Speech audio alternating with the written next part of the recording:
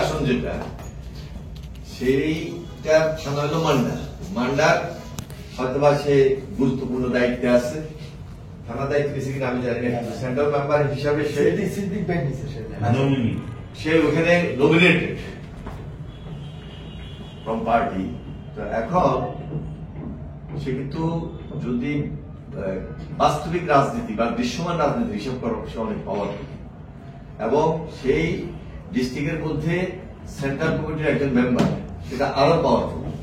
তুমি হয়তো central secretary বা প্রেসিডেন্ট ছিল ছাত্রদলের, যতক্ষণ পর্যন্ত তোমার এটা ফিল্ডে কাজ না করাই যাবে না ততক্ষণ পর্যন্ত পার্টির পাওয়ারফুল হইবা অন্য দৃষ্টিতে, কিন্তু অরিজিনাল পাওয়ারফুলটা কিন্তু হইলো তৃণমূল পর্যায়ে এসে।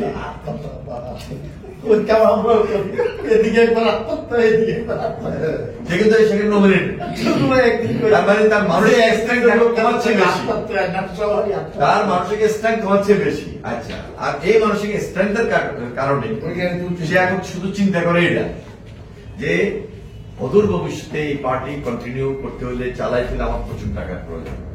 টাকা হলো এখন তার বড় সম্ভব, বাকিটা সে পাই গেছে, কিন্তু অটোমেটিক পাচ্ছে বা পাবে। টাকা যদি ইনকেস যদি সে না যোগান দিতে পারে তাহলে তার এটা একটা থ্রেড হয়ে যাবে। সুতরাং এই সমস্ত বড় গাড়ি উঠে একটা দুইটা সে উঠে অভ্যস্ত হচ্ছে, অথবা সে কোথাও কোথাও তুমি না হোক অন্য গাড়ি তো আমারই একটা নিচ্ছি, কালকে আরেকটা নিচ্ছি।